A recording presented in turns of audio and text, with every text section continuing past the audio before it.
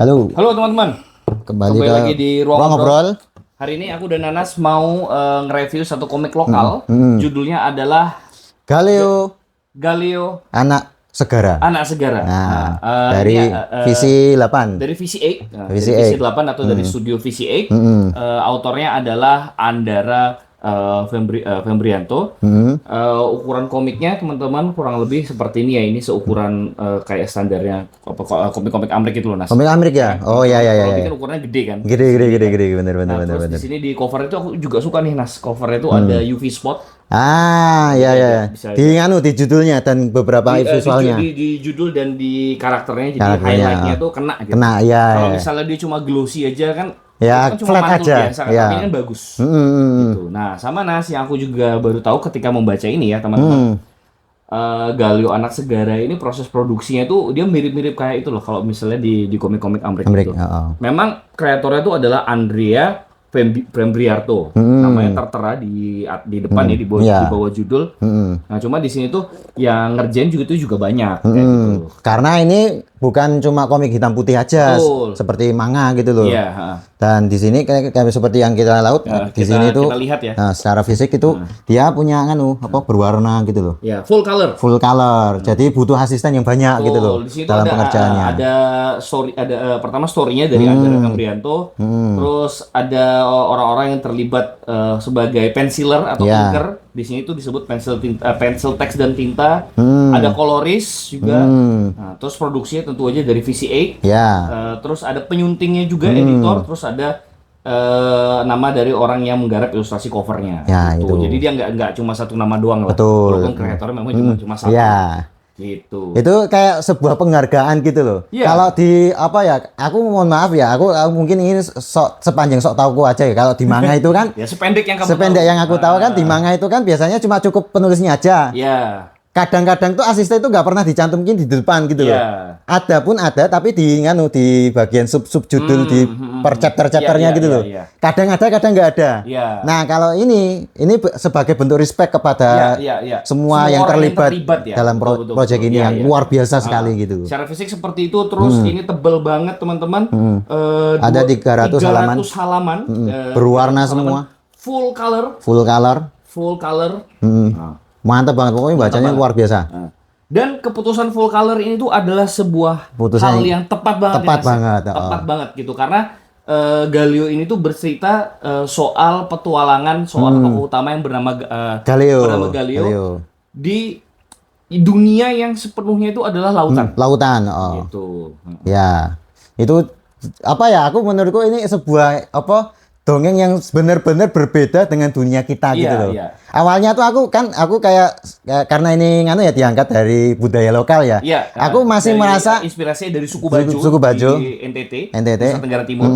Aku masih merasa ini mungkin masih ada singgungannya dengan dunia kita. Ternyata ini benar-benar berbeda, settingnya berbeda, hewan-hewannya berbeda, dan dunianya benar-benar berbeda. Jadi nggak bisa kita nyamain logika kita dengan cerita ini. Gitu. Dan karena visualnya itu adalah visual itu bukan hitam putih, melainkan full color, kita tuh bisa jadi betul-betul memahami dunianya itu dengan dengan sangat utuh. Sangat gitu. utuh. Apalagi kan dunia laut yang digambarkan di sini, di mana sukunya tokoh utama Galio yaitu namanya adalah suku Napak. Suku Napak ya, itu tinggal kan juga warna-warni kayak gitu. Ada warna-warna karang, belum lagi ada warna-warna ikan, ada warna-warna makhluk lainnya, belum lagi juga outfit mereka juga yang cukup sebenarnya familiar dengan dunia kita. Maksudnya kan ngambilnya kan dari sudut baju, tapi tetap berbeda gitu rasanya. Dan warna-warni. Warna-warni juga. Kalau misalnya hitam putih kan oke lah, dia akan tetap bagus, tapi karena dia full color, jadi lautnya tuh indah. Gitu. Apalagi lanjut. Sama itu juga menurutku full color dari komik itu juga membuat kemudian komik ini tuh jadi lebih menarik buat pembaca muda. Betul. Aku rasa ketika membaca anak-anak ini targetnya tuh emang anak-anak ke atas gitu loh. Gitu. Karena ini memang kalau aku membahasakan komik ini tuh kayak pengalaman kita nonton ke film-film ala Disney, Pixar gitu loh. Karena pengalamannya sama gitu, dan ketika aku baca full satu kali duduk baca kayak rasanya tuh kayak nonton film. Ya. Dan durasinya bener-bener durasi film 3 jam. Ini 3 jam setengah. Itu kalau aku. Karena ya mungkin Nanas ya mungkin bisa saja mengumpamakan pengalaman membaca seperti itu. Karena memang seperti yang dibilang di awal tadi, ini ada 300 halaman. Tebel banget. Warna-warni.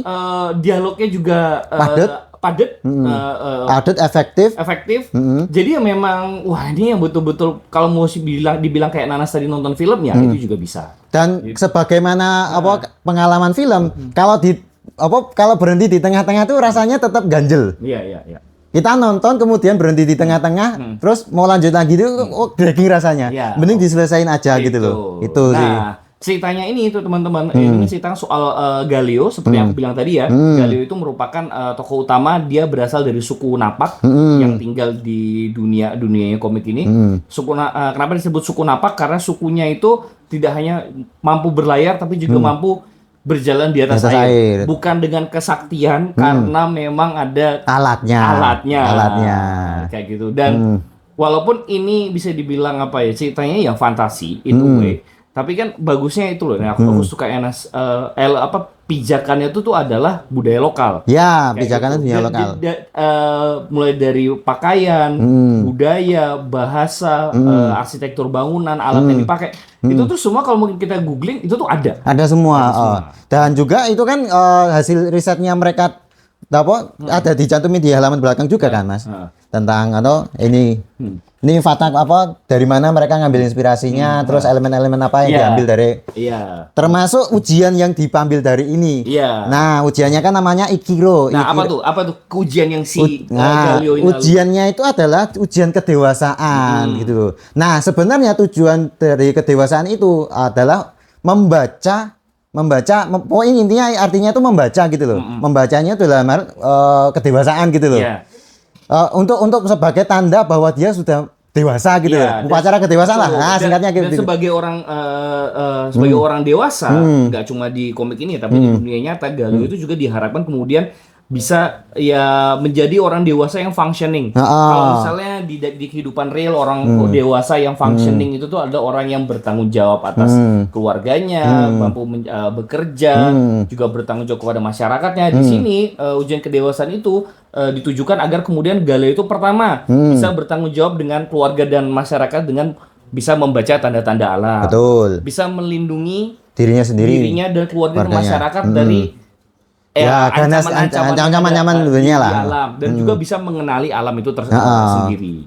Bisa menghormati. Betul, kayak gitu. Hanya saja ketika dalam ujiannya dia mengalami masalah. Karena dalam proses ujiannya itu materinya diubah. Dan dia adalah peserta pertama yang merasakan ujian yang diubah tersebut. Salah satu peserta pertama.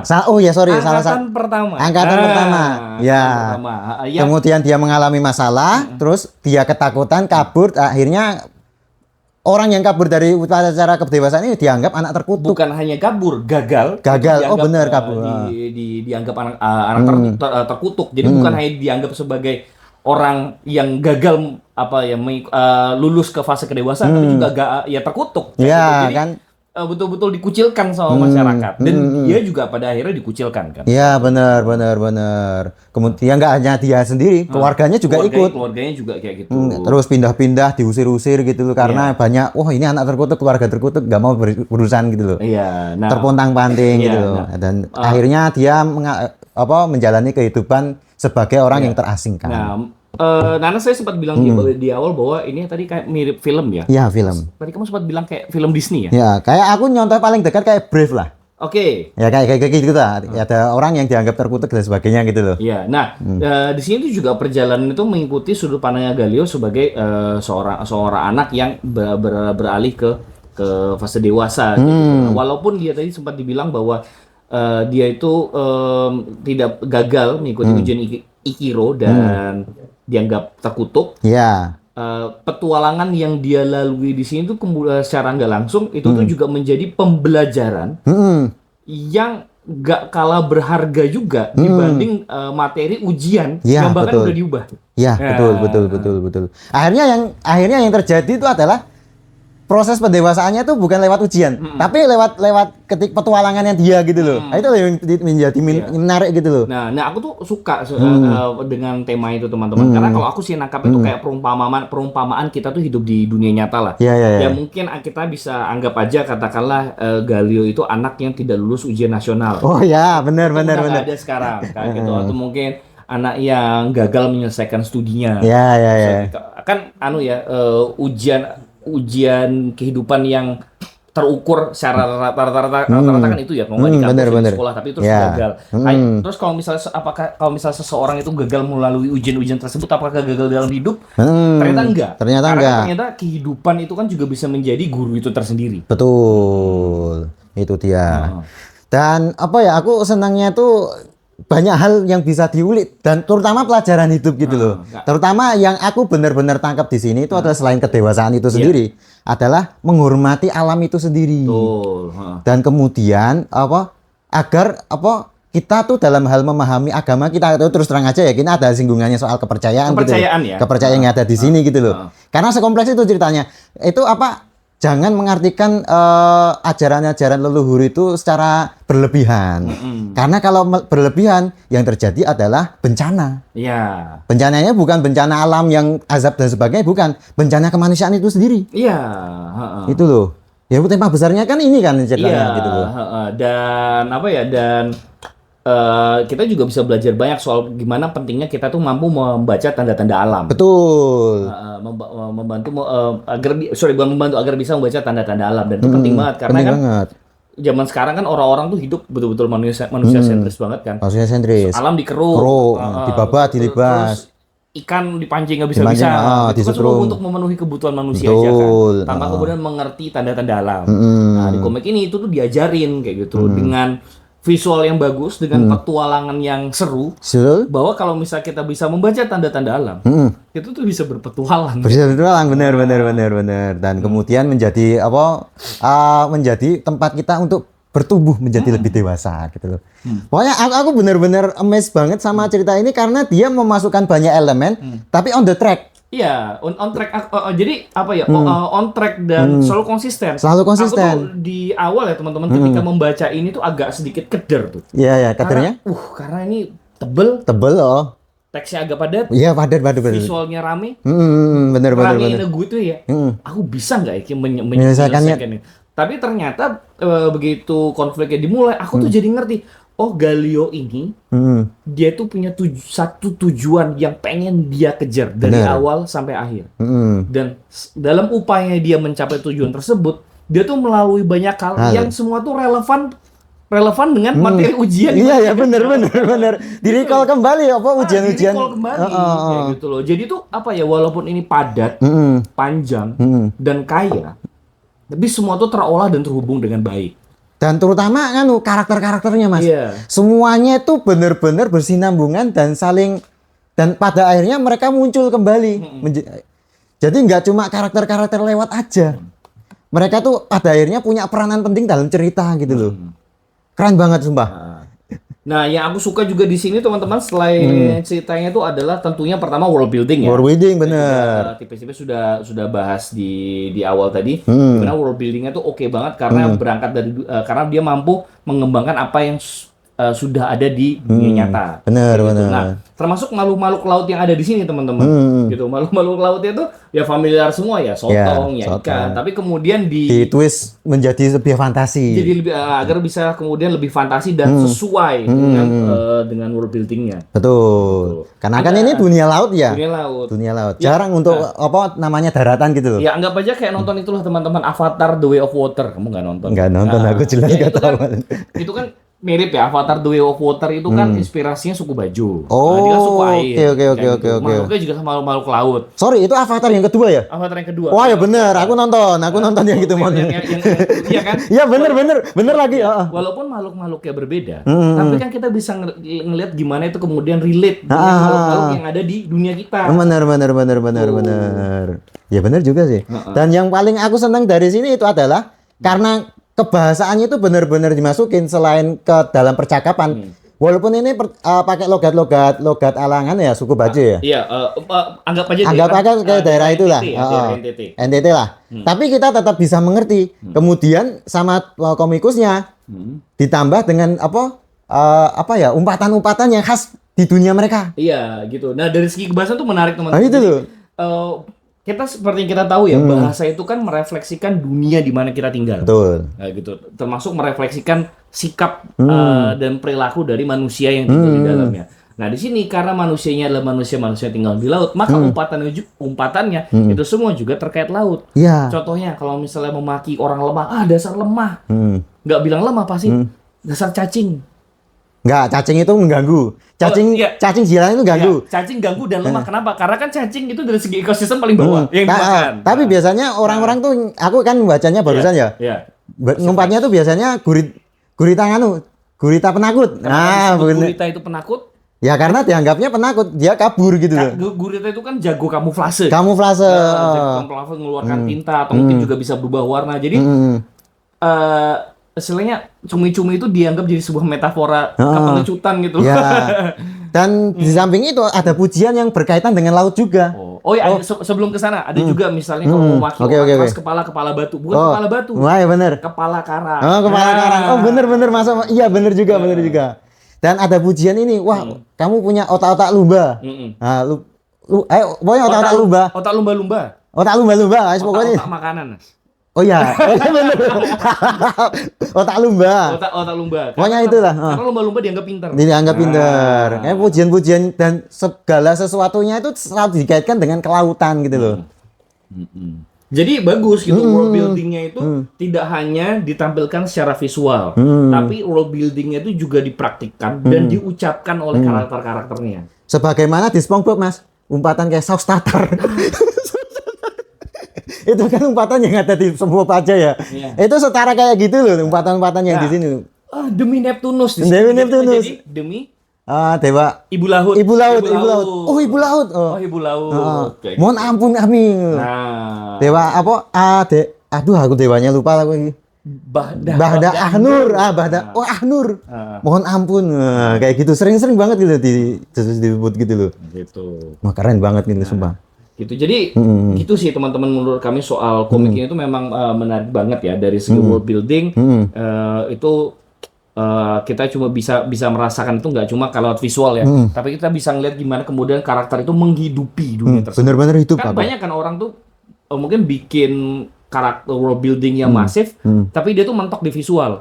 Orang-orangnya tuh tidak kemudian berperilaku seolah-olah hidup bagian dari dunia itu. Betul. Sama satu lagi sih, Nas, aku tuh sebagai orang yang ya punya keturunan Jawa tapi kan lahir dan besar di Tarakan, Kalimantan Utara. Oke. Itu Tarakan itu by the way teman-teman itu kan pulau yang multi etnis, banyak juga dihuni oleh orang-orang yang datang dari NTT. Nah, membaca dialog-dialog di komik ini itu juga membuatku sekali lagi ingat dengan rumah Tarakan. Dengan teman-temanku yang dari nostalgia jadinya. NTT kayak gitu. Walaupun aku yang gak sepenuhnya betul-betul 100% familiar dengan dengan dialek yang ditampilkan yang ada di dialog komik ini. Banyak hal aku tuh familiar. Gitu. Dan buat kamu juga yang asli Pulau Jawa lama tinggal di sini juga membaca ini juga nggak kesulitan. Nggak kesulitan aku. Lancar-lancar aja. Logatnya tuh bukan yang logat patah terus aku nggak tahu ini maksudnya apa gitu loh. Itu gitu. Iya, jadi dia lebih ke apa ya? Aksen kayak gitu. Bukan full bahasa bahasa NTT. Kalau misalnya full bahasa NTT terus pakai subtitle kan capek ya bacanya. Capek ya. Gua multi bahasa itu sebuah keputusan yang buruk untuk komik gitu. Iya, karena yang dibaca banyak banget PR-nya. Dan ngomongin soal subtitle dan sebagainya ini. Nah, ketika naratornya berbicara, ini kan yang warna kuning-kuning ini narator ya. Itu tuh pakai bahasa Indonesia bagaimana umumnya. Oh iya, betul. Tapi ketika udah masuk ke balon dialog, nah itu baru pakai aksen mereka. Oke, jadi sinergi ya. Sinergi. Gitu. Buat orang yang nggak begitu familiar atau paham dengan logat dari NTT, di konteks informasi itu dibantu oleh narator. Bener. Kan dari awal kan udah full narator itu. Nggak ada percakapan karakternya.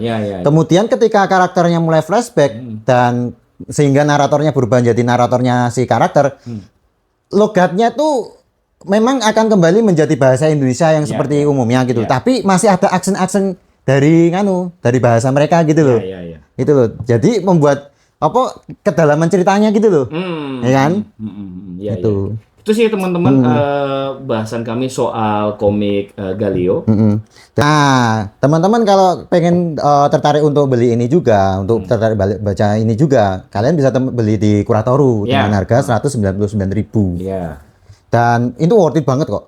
Berhalaman berwarna 300 halaman. 300 halaman loh, full color. Full color. Gede lagi. Tebel, nggak ada miss sama sekali dalam hal produksi, pewarnaan dan sebagainya. Harga 199 itu cukup lah. Cukup oke. Dan ini tuh produk yang juga bisa dibaca lintas umur. Lintas umur. Anak-anak baca ini bisa. Aku pikir ada bagian-bagian cerita yang cukup banyak bisa dicerna dengan anak-anak. Kayak gitu. Setidaknya dari visual ini menghibur banget. Iya. Full color soalnya. Buat orang dewasa malah juga bisa dapat layer-layer kedewasaan di komik ini. Bener. Sebagaimana aku menikmati ini, wah ini emang kedewasaan banget gitu loh. Iya, kayak itu ya, kayak kita tuh nonton film Disney gitu ya. Bener. Nonton film Disney itu kan gitu ya teman-teman. Anak-anak nonton suka karena animasinya bagus, penuh warna, terhibur, gitu. Tapi kalau orang dewasa yang nonton atau orang dewasa membaca komik ini ya, itu juga bisa mendapatkan layer-layer yang lebih dalam lagi. Betul. Gitu. Ya, itu dia gitu. Itu sih. Oke, itu aja teman-teman bahasan kami soal komik Galio Anak Segara. Sekali lagi ini bisa didapatkan Kuratoru. Dan kalau teman-teman saat ini udah baca komik ini, langsung aja ngobrol-ngobrol di kolom komentar. Oke, sampai jumpa lagi di obrolan komik lokal berikutnya. Dan jangan lupa like, share, subscribe, dan klik tombol hype. Ya. Dah.